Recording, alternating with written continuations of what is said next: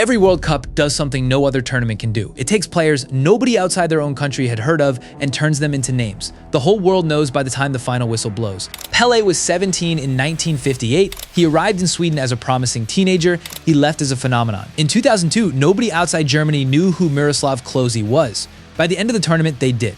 In 2010, a young Chilean winger named Alexis Sanchez, a German playmaker called Mesut Ozil, a Uruguayan forward by the name of Luis Suarez, all of them became household names in the space of 4 weeks. And in 2014, James Rodriguez scored 1 goal against Uruguay, won the Puskás Award, and walked straight into Real Madrid. One tournament, one moment, and everything changes. World Cup 2026 has its own list, its own stories, its own players who arrived here unknown, and will leave as something else entirely. Which teams and players lit up this World Cup and announced themselves to the entire world? We break it all down in this video. Cabo Verde, an island nation off the coast of West Africa. Population 600,000 people. For context, that is smaller than most European cities. At their very first World Cup, they didn't just show up, they held Spain to a goalless draw in the opening match. They drew with Uruguay, they drew with Saudi Arabia. 3 matches, 3 draws, not a single defeat, and a place in the round of 32 as the smallest nation by land area ever to reach the knockout stage of a World Cup. They only lost to Argentina in extra time 3-2, after taking the defending champions to the wire, and when that final whistle blew, their goalkeeper Vozinha, 40 years old, had tears running down his face. Vozinha had 50,000 Instagram followers before this tournament. He now has 29 million at 40 in his first World Cup. After a career that took him across 3 continents.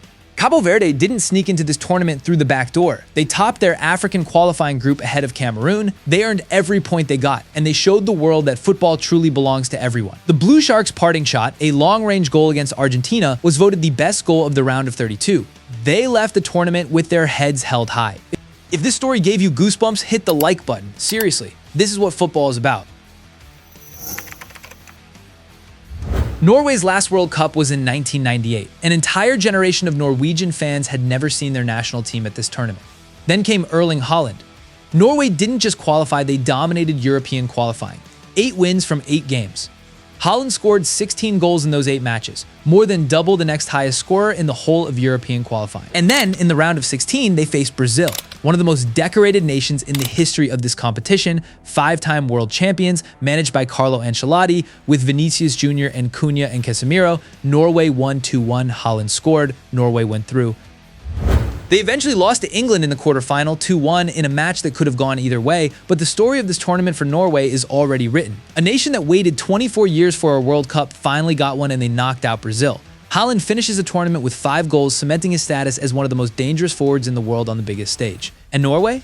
They leave North America knowing that the wait is finally definitively over.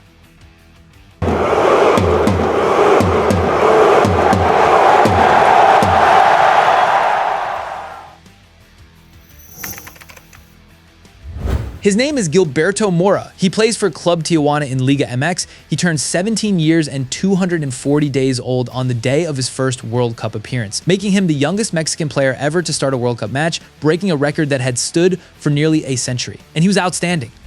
Mora started 3 matches for Mexico, helping them reach the round of 16 before a 3-2 defeat to England at the Azteca Stadium. Against Ecuador in the last 32, ESPN's analysis described him as dictating the tempo of Mexican attacks and creating space for their senior forwards as if he had been doing this for years.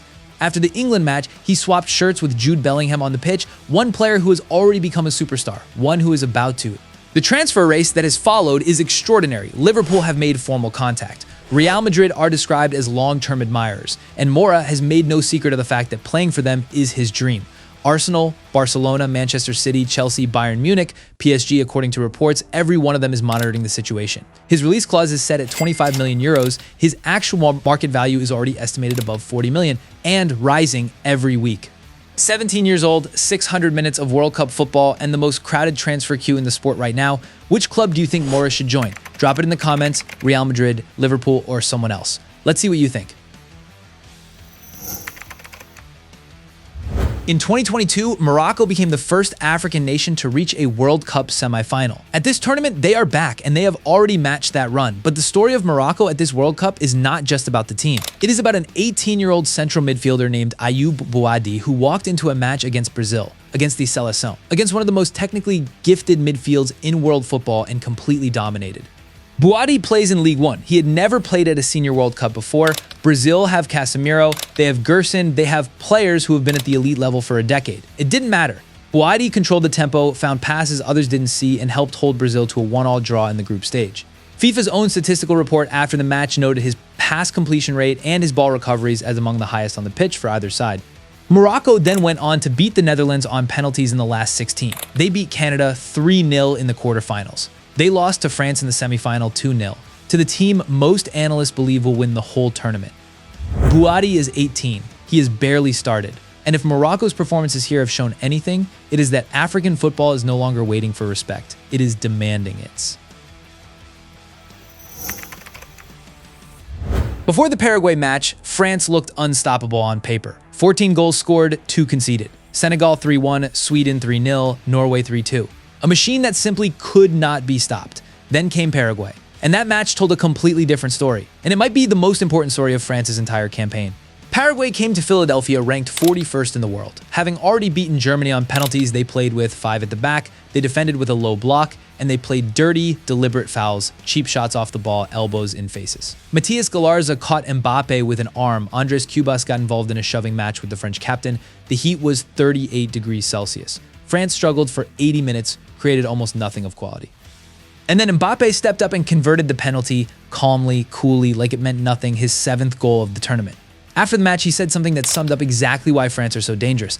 They thought we were going to show up in tuxedos, but we know how to play ugly football. We were ready. If you enjoy this kind of content, subscribe. There's a lot more where this came from.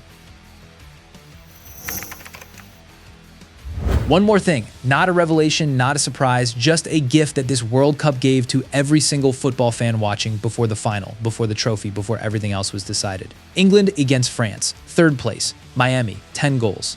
Declan Rice scored after 134 seconds. That is the 2nd fastest goal ever scored in a World Cup 3rd place match, behind only Hakan Şükür, who scored for Turkey against South Korea after just 11 seconds in 2002. The fastest goal in the entire history of the tournament. England went 4-0 up by halftime. 4 goals in 45 minutes, including a Bukayo Saka brace, and it looked like it was all over. Then France came back in the second half. They pulled it back to 4-2, then 4-3.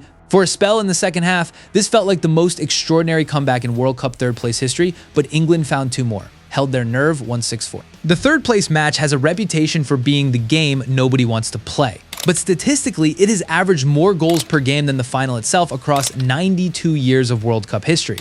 The highest scoring bronze final ever was France 6, West Germany 3 in 1958, 9 goals. Just Fontaine scored 4 of them, finishing that tournament with 13, a record that has never been broken. England against France added 10, the new record. The highest scoring 3rd place match in World Cup history, 6-4, nobody wanted to play it. Everyone who watched it will remember it. Every 4 years, the World Cup gives us names we didn't know, stories we didn't expect, moments we don't forget. Vozinha, Mora, Boadi, Norway, Cabo Verde, and Spain. Which story hit you the hardest? Which player do you think we'll still be talking about in 10 years? Drop it in the comments. I read every single one. And if you enjoyed this video, subscribe. There's a lot more where this came from.